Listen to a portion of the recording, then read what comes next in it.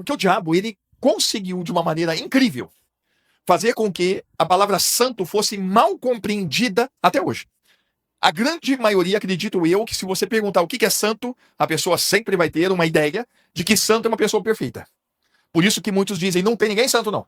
É uma expressão muito comum, usada na televisão, usada nas mídias sociais, usada por nós, eu já usei muitas vezes isso, para tentar explicar situações e falar, mas não tem ninguém santo, não.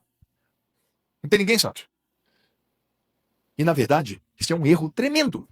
Porque a palavra santo não quer dizer perfeito, nunca quis dizer isto. Mas nunca, absolutamente nunca.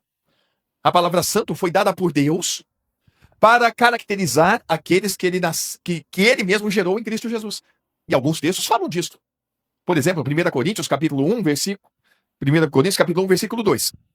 Vamos ver se é isso. A igreja de Deus que está em Corinto, aos santificados em Cristo Jesus, são chamados como? Santos. Romanos 1, versículo 7.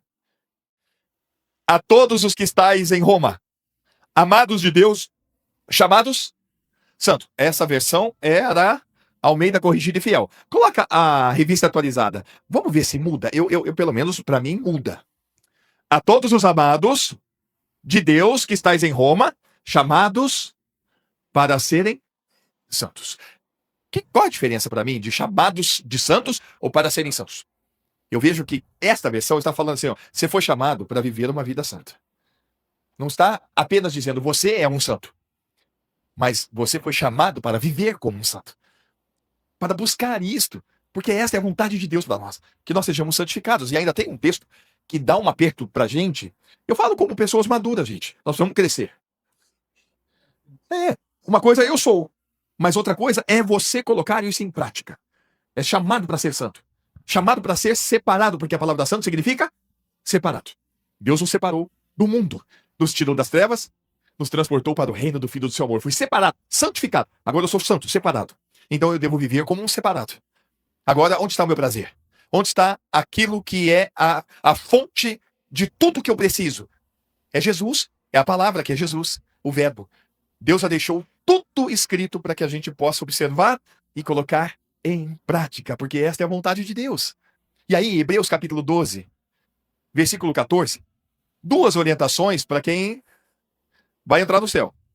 E que isso seja realidade nas nossas vidas. Seguir, primeira coisa, seguir a paz com todos. Vamos ler de novo. Seguir a paz com todos. Como é que você está, Rodrigo? Como é que eu estou? Isso deve ser uma busca. Isso deve ser algo que nos deixa alerta. Alerta. Então eu devo buscar a paz com todos. E a santificação, sem a qual ninguém verá o Senhor. Então, o nascido de novo é aquele que vai buscar quanto ele pode e o tempo que ele puder buscar estar em paz com todos. E buscar santificação na sua vida. E aí eu apertei eles um pouquinho, dizendo, meus amados, conheço bem vocês. Se o nosso amor pelo Senhor, o nosso amor pela igreja, o nosso amor pelo evangelho, ele não tem crescido, já era pra gente estar, acredito eu, tá? Já era pra gente estar num outro nível. E sempre isso vai ser uma realidade. Sempre. Já era pra gente estar sempre cultuando, sem perder o culto. Já era pra gente estar sempre em oração. Aí hoje me falaram sobre situações. Nós começamos a orar, a jejuar, quando passamos por isso, aquilo, outro. Tá tudo bem, é isso mesmo. E por que a gente não começa agora a orar e jejuar quando tá tudo bem? Por que a gente espera as circunstâncias da vida pra gente dobrar o joelho, pra gente buscar mais, pra gente se mexer? Por que não nos mexemos constantemente, grandiosamente?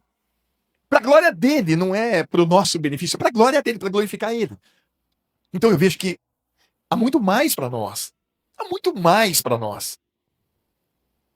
Vocês entendem isso? Eu vejo Deus falando comigo de uma forma tão bonita. Falando, filho, você não faz ideia. Você não faz ideia de quantos milagres, bênçãos e transformações eu tenho para fazer. Tem hora que a coisa vem, dá uma apertada assim, aí...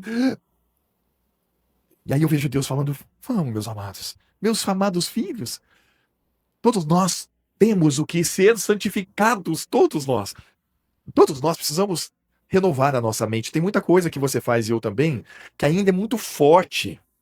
Hábitos que nós temos que não agradam a Deus, mas que estão aí. Eu tô falando alguma coisa estranha? Se você acha que tá tudo bem na sua vida, bem, louvado seja Deus. Deixa eu olhar para você mais, eu preciso aprender. Mas eu vejo que todos nós temos. Todos nós temos. E acho que o grande chamado de Deus é esse. Que vocês deixem para trás. Deixem para trás. Quando Pedro falou lá em 1 Pedro capítulo 2, verso 1, deixando, pois, toda malícia, todo engano, todos os fingimentos e todas as murmurações, desejai afetuosamente, como meninos novamente nascidos, o leite racional não falsificado, para que por ele vades crescendo, é o versículo 2. Mas aí depois o autor aos Hebreus vai falar assim, tem muita coisa para vocês não dá para crescer porque vocês só estão no leite. Então também é importante que a gente continue a tomar leite. Eu gosto de tomar leite até hoje. Mas gosto de uma carne bem feita. A gente precisa aprender também a comer outros manjares. Peraí, mas com o fundamento da palavra de Deus. Eu não estou dizendo nada que não seja através e por meio da nossa morte do corpo de Cristo, da nossa ressurreição com Ele. Eu estou crucificado com Cristo, não sou quem vivo, Cristo vive em mim. Mas então, meus amados, as coisas que nós precisamos para viver aqui neste mundo, para a glória de Deus, a gente sabe muito bem.